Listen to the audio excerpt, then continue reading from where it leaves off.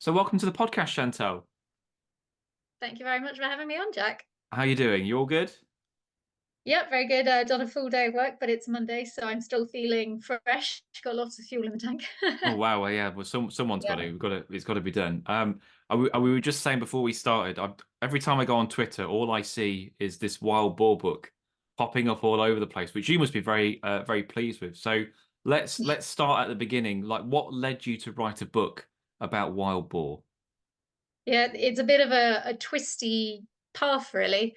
I didn't really know anything about wild boar. They didn't really register on my radar until I read George Monbiot's book about rewilding feral, called Feral, Yeah, in 2013. And I guess that then primed me for when I saw headlines coming out of the Forest of Dean in 2014 about wild boar chasing people, attacking people's dogs, digging up pastures and playgrounds and things like that. And it was in 2014 that I was looking for a topic for my dissertation for a master's I was doing at the time in environmental social science. And I thought, no one's gone to the Forest of Dean to talk to people there about what it's like to live with wild boar. And it's an unusual situation they find themselves in because wild boar had at that time returned to just a few pockets of the country. So the people there were going for a really unusual experience compared to most of the people in the UK. So I thought it'd be really fascinating and I'd certainly be able to get 15,000 words for a dissertation out of the interviews I did. So I went there into the summer of 2014 to speak to all these people about what it was like to live with wild boar. And what I found there completely blew me away, blew my mind, and left me thinking, oh my God, why isn't everyone talking about this? Why isn't everyone looking at what's happening in the Forest of Dean? It's incredible. The wild boar are not just rewilding themselves, they're rewilding people by changing how they feel about the woods and how they live their daily lives and when they go out into the woods. And yeah, I just thought, oh, someone's going to write a book about this soon, and no one did. And about 7 years later, I eventually found the courage to send a proposal to Bloomsbury, and they said, "Yeah, write it." And fantastic. after pretty soon after that, yeah, I moved to the Forest Dean so I could properly immerse myself in the world of the boar and do all the research and actually write the book. So I suppose it's almost like an interesting case study for other rewilding projects. You know, when people talk about things like lynx and other species, this is one that's, although it's not an official rewilding, it is kind of similar parameters, isn't it, for a species that wasn't there, that's now there, and people are having to learn to live with it. So I suppose people can learn a lot from the interactions. Yeah, definitely. And one of the things I say in the book is this is one way it can play out. And obviously, every place is going to be different. The context is going to be different. The Forest of Dean is a very interesting place. It's got that contiguous forest, sort of contiguous forest, which the wild boar need. And that's why the wild boar have done so well there compared to other places in England. But also, there's there's interesting people there. There's an interesting way of life, particularly given forestry England manages so much of it. So there's always sort of kind of human on human conflict, really, or sort of sort of arguments sort of between locals about sort of how the forest should be managed. And the wild boar have just sort of been an extra grenade into that mix. But yeah, it's I think it's really the wild boar and the Forest of Dean, and indeed other places in the UK where they've returned to, should absolutely be studied. When we are looking at what are the potential impacts and what are the pitfalls when we are looking to reintroduce animals.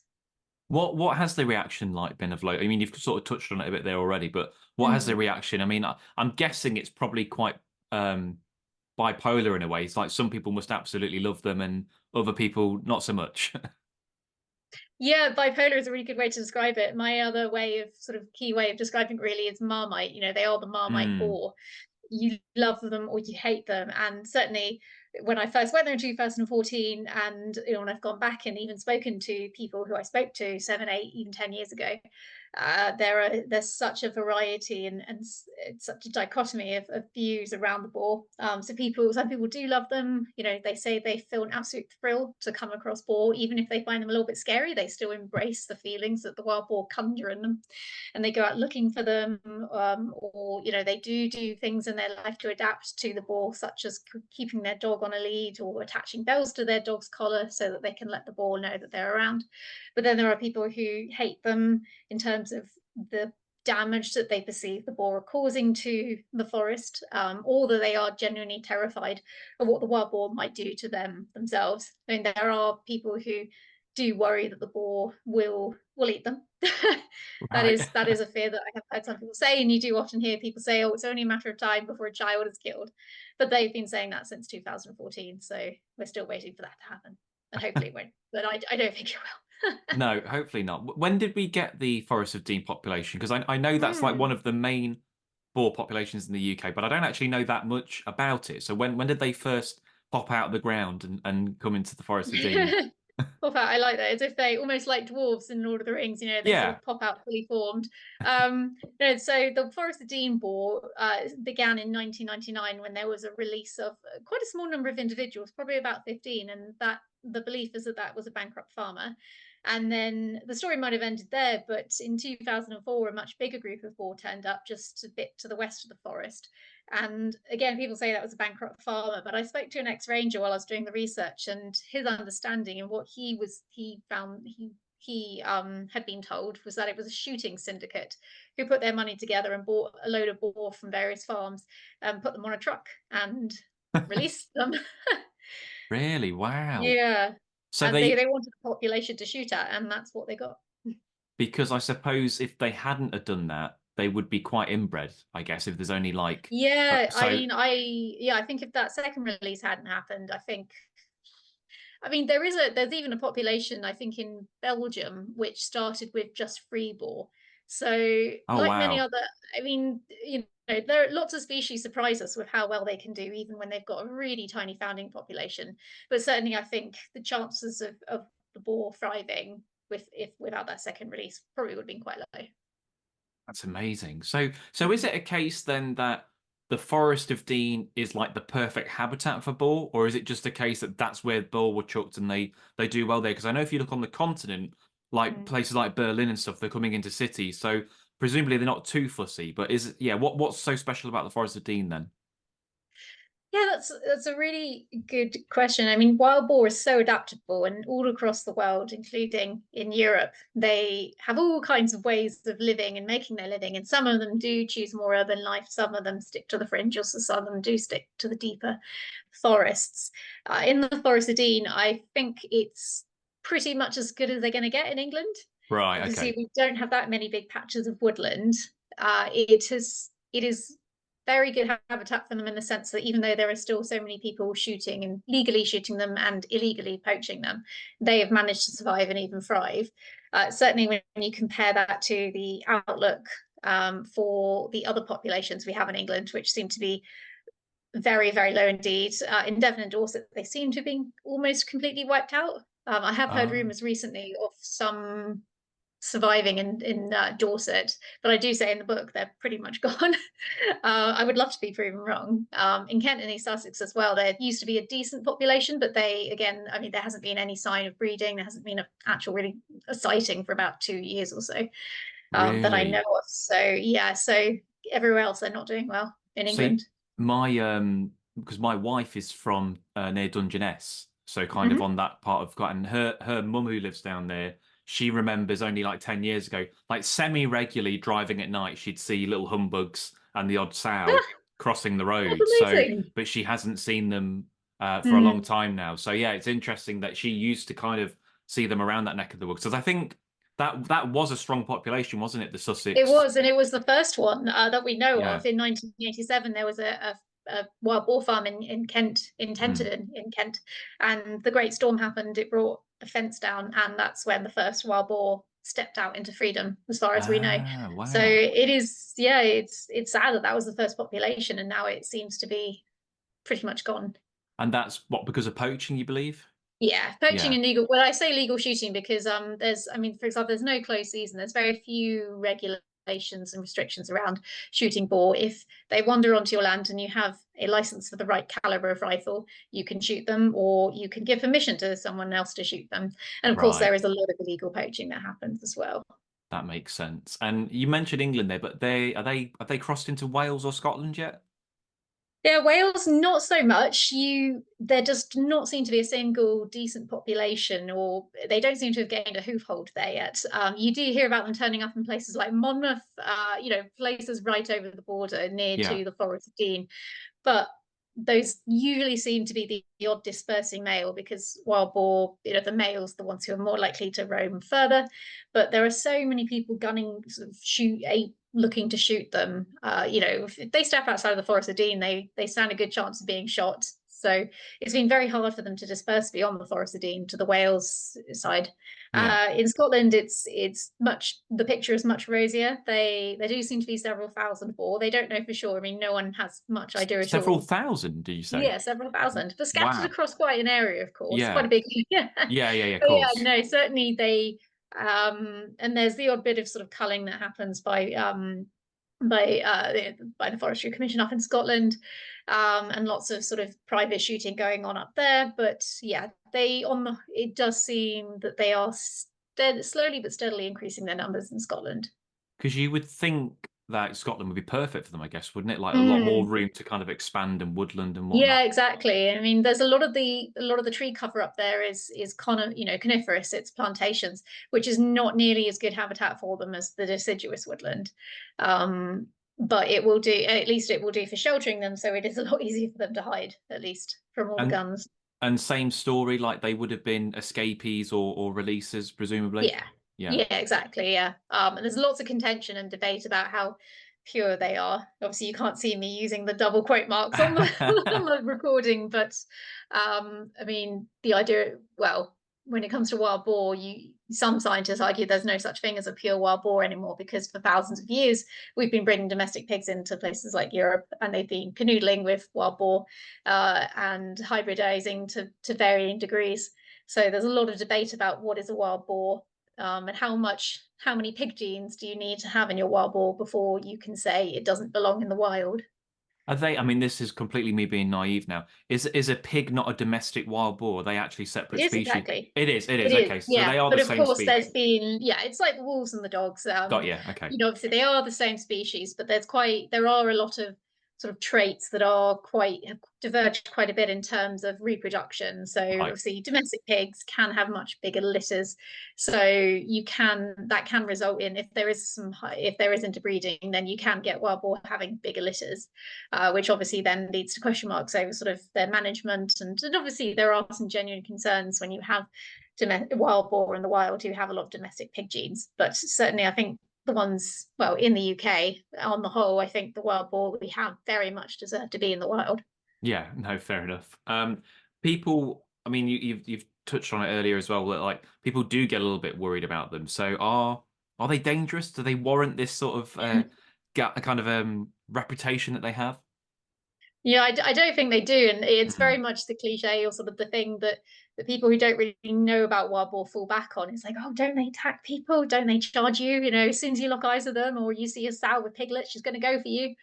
And I think a lot of that comes from the fact that, I mean, when most of the time when there have been injuries, it's because of hunters cornering them. The injured wild boar, and that's understandable. That's what most animals would do.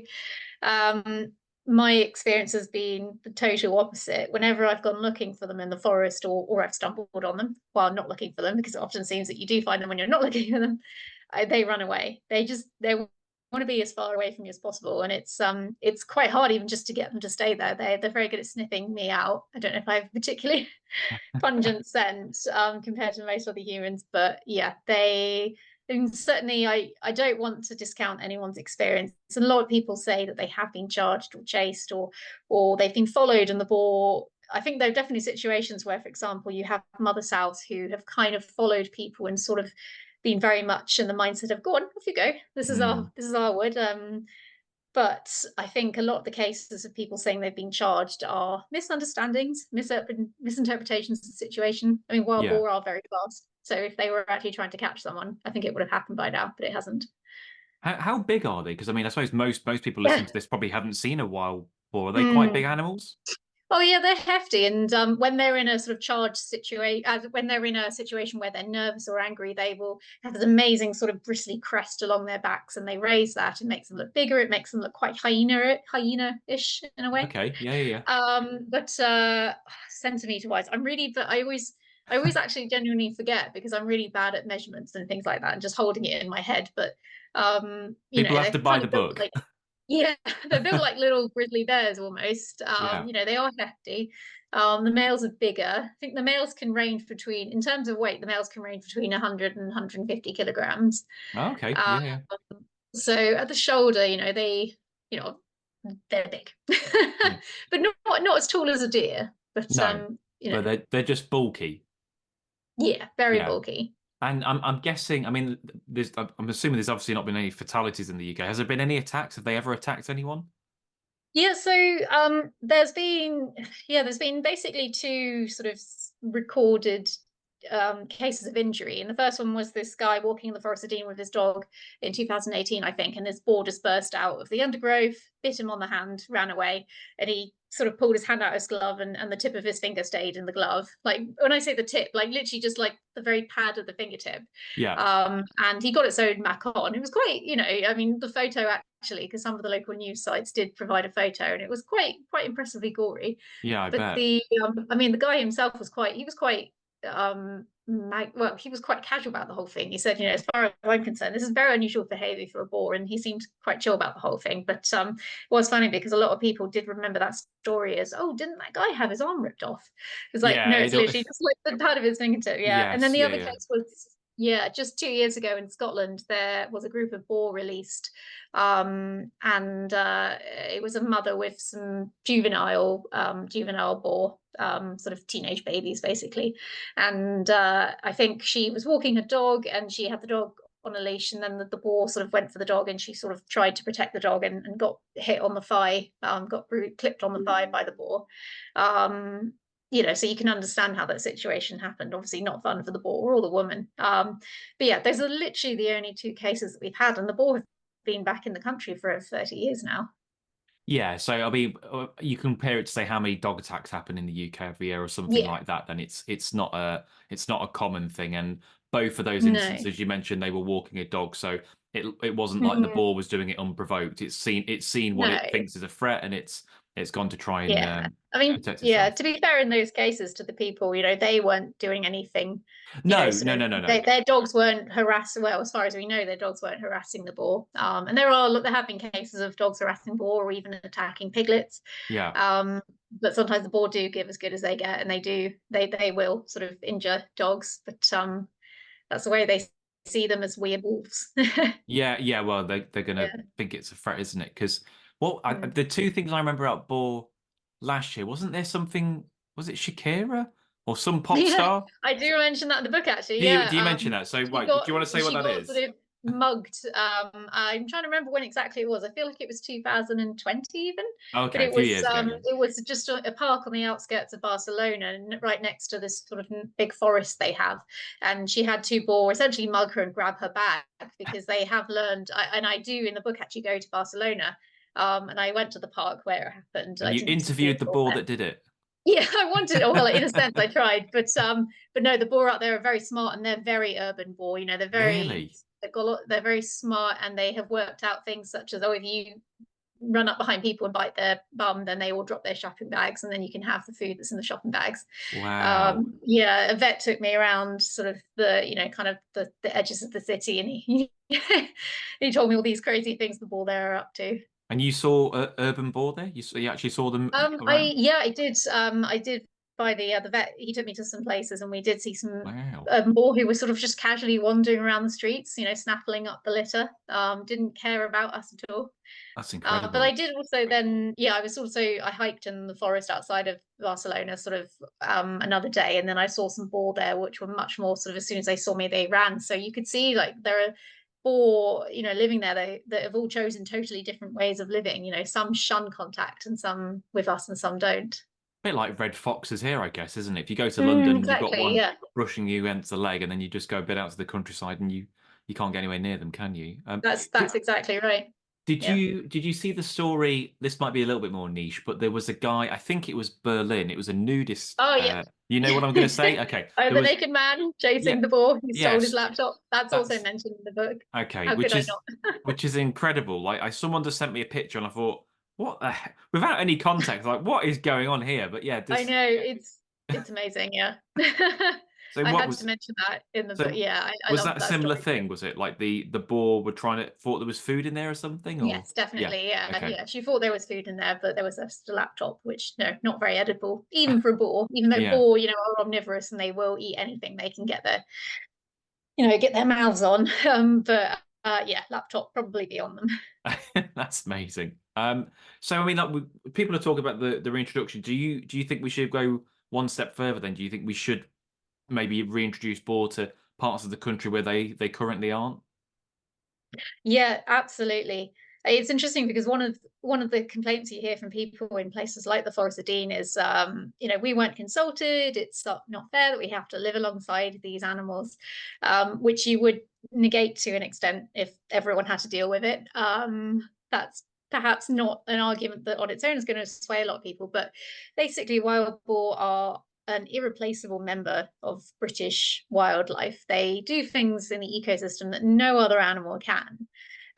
These are functions that are missing from our ecosystems, have been since the wild boar hunted to extinction 700 or so years ago.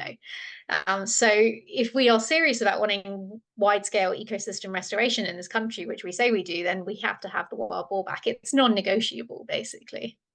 Because one of my favorite things they do is they make ponds, don't they, to a degree? Yes, they do. Like, Yes. is it they wallow Um, on something? On yeah. Well, yeah. Well, you tell me. hmm. You'll know more than me. Yeah, oh no, happy to. No, I love talking about wallows because yeah, I mean, wild boar love to wallow. They don't have sweat glands. They have to do it. They do it all year round, but especially summer. But yeah, they create these wallows, these sort of the muddy, watery scoops. And they may not look like much, but they can be really important habitat for a variety of aquatic organisms, including some small species of freshwater fish. Obviously, if they can get, sort of be dispersed or transported into those pools somehow. Also, sort of amphibians such as natterjack toads.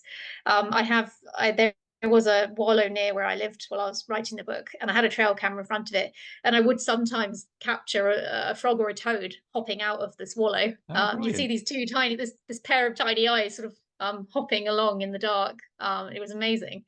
So it just went to show that these wallows that the boar kind of they create and then they keep them alive. They're sort of constantly maintaining them by their wallowing. And they're really important sort of features of the landscape, which obviously in most parts of the country, are not don't exist anymore. No, no, of course not. I'm kind of flipping the coin onto the other side of it. Do you ever think that there'd be a situation where they'd be completely removed? Like, because I know there is contention about that. Do you think that the scales could turn the other way if it got to a certain point?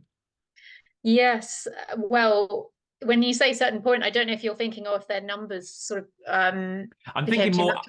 I guess I'm thinking more kind of like if people got fed up and complained Mm, to, if the right person spoke to the yeah. right person, would like a bit Yeah. like the badger call. Not that they were trying to completely eradicate Mm. badgers, but do you think it would ever get like, right, we need to get rid of all the boar in the UK, or do you think that's probably, I don't know, Well, over? yeah, I mean, it's an important question to ask because it is a possibility if African swine fever reaches the Yes, UK, yeah, you talk about that in the which book, don't you? I do, Yeah. yes. So a bit like bird flu, it's a disease that has started because of our lust for meat, the factory farming that we do.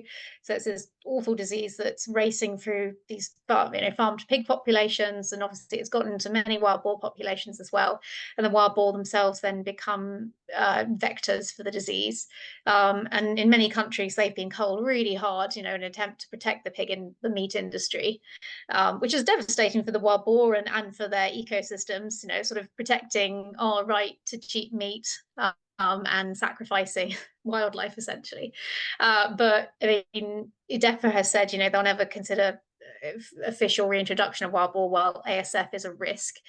And then Forestry England has said they are ready to try and exterminate the wild boar in the Forest of Dean if they ever detect ASF in a wild boar in the Forest of Dean because of the risk that they might transmit ASF to pigs somewhere. I think it's far more likely that a human will transmit it to a pig on a farm somewhere in the UK before it ever gets into the wild boar. But that's the situation we find ourselves in. Sadly, it's quite precarious, really. Is that not? I'm assuming that's not present in the UK at the moment. This disease. No, it No. isn't. Okay. Not yet. There's lots of fears that it will soon announce itself because we've got essentially really crap border controls now since Brexit. The government has declined to introduce the stringent regulations we need to make sure that no meat is being imported that could have ASF in it. It's not harmful to humans, but the meat can carry the virus. The virus can survive a long time. So if, for example, someone eats some pork that's come from a country where they have ASF and there's the virus is present in the pork they're eating, if they drop a piece or they just chuck it away, and if they're working on a farm or something, if a pig eats that, then it's game over. Yeah. Yeah. I see. Yeah, it's quite Mm, scary when you think about it. really scary. When it goes. I was reading one of the reviews, and it mentioned in your book a phrase that I wasn't sure about. And it was called national zoophobia.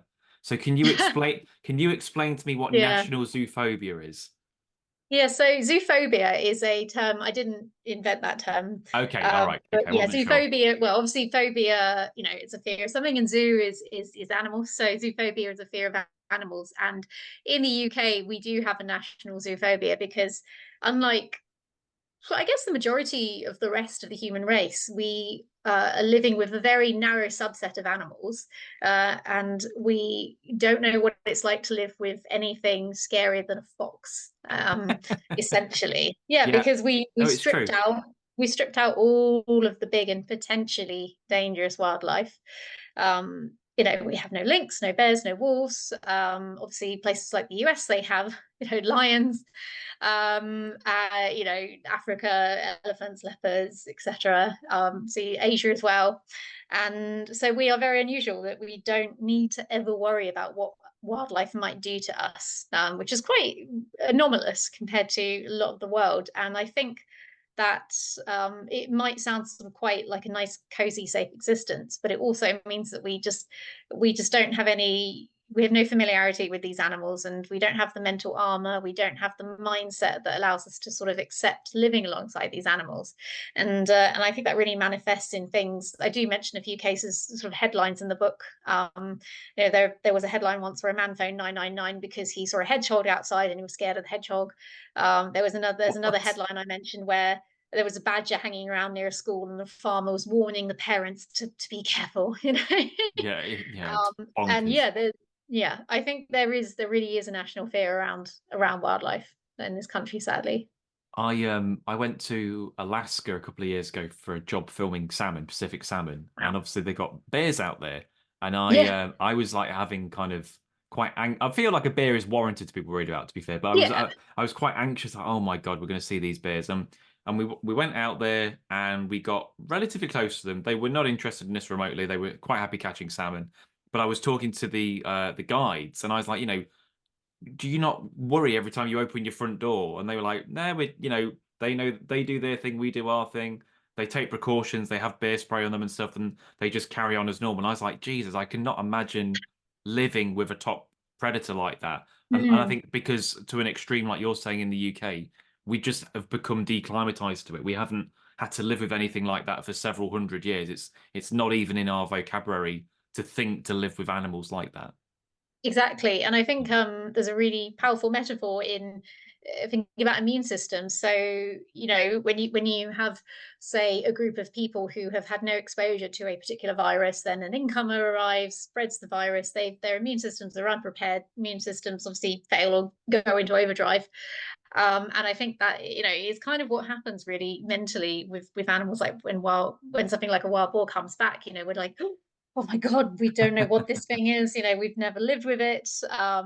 But we can adapt. It's like, the casualness with which those people you mentioned treated the bears. I mean, that made me think of there's this lady in the Forestine who I first spoke to 8 years ago, well, 10 years ago now, 2014. And she said, she was worried that if she fell in the forest one day, broke her leg, and if the wild boar saw her, they might come and eat her and she wouldn't be able to get away. So she was that scared of the boar. But then when I caught up with her, sort of, 8 years or so later, She said, I'm not scared of them anymore because every time I see them, I shout and they run away. And so I know they're not going to hurt me. So she's adapted. You know, she has grown more familiar and she has her coping mechanisms, her adaptation strategies. So if we want to get philosophical, rewilding is a bit like a vaccination. Yeah, yeah, for the UK, if you want to yeah. think of it like that. Before we go, like how easy are boar to find? Are they, because I've only ever looked for them once years ago. I went. Mm. You might even know. It was a guy called Robin Ward. He was quite into his wild boar. Yeah, yeah. Yes, I have spoken to him actually. Okay, Yeah. he's a lovely bloke, and he very kindly took me Mm. out a number of years ago. We didn't see any, unfortunately, Yeah, but it is on my to-do list, my ever yeah. non-fishy to-do list. I do want to get them, but we didn't see any. But for the Yeah, average person wanting to see wild boar, presumably the Forest of Dean is the best place. yeah, So what are definitely. the chances of stumbling upon one? So the chance of stumbling on them in the day is really, really tiny. So to Ah, okay, maximize your chances, you've got to go at dawn or dusk. right, Partly because, well, the boar are much more active then, and because they know there aren't so many people around then, and you don't get dog walkers. I mean, my rule is if I'm out there in the crack of dawn, as soon as I've seen the first dog walker, it's all over. I can just go home. okay, that But makes yeah, and sense. obviously, you sort of keep an eye out. You start to get a feel for sort of places you might see them, and there are certain spots where when I've gone there and just sat out, sort of essentially hidden myself in a bush at dusk, I can be guaranteed that I will at least hear them going about their business, even if I don't actually see them. But yeah, dawn and dusk, sort of the kind of it's really hard to. I mean, there are lots of you can find them all over the forest, really. So there is a huge amount of luck in it. But then there are some wildlife photographers who just for some reason just get good photos in the daylight every time. Yeah. I think they spend. I think they're yeah. I'm very envious of their craft. Very, very dedicated, I guess, putting the time in and getting them. Well, Mm. it's been fascinating talking about book because it's a subject I don't know a great deal about. If people want to get a copy of the book, is there any way you would prefer to direct them to get it? Ah, very kind of you to ask. Probably the Bloomsbury website Okay, is the very best to go via. cool. I'll chuck a link in there if anyone has been inspired and wants to find out more about Bob. But yeah, look, thanks for joining us, Chantal. Yeah, thanks so much for having on. It's been great questions, so it's been a fun conversation. Good. I just make it all up, so that's great. So that's one.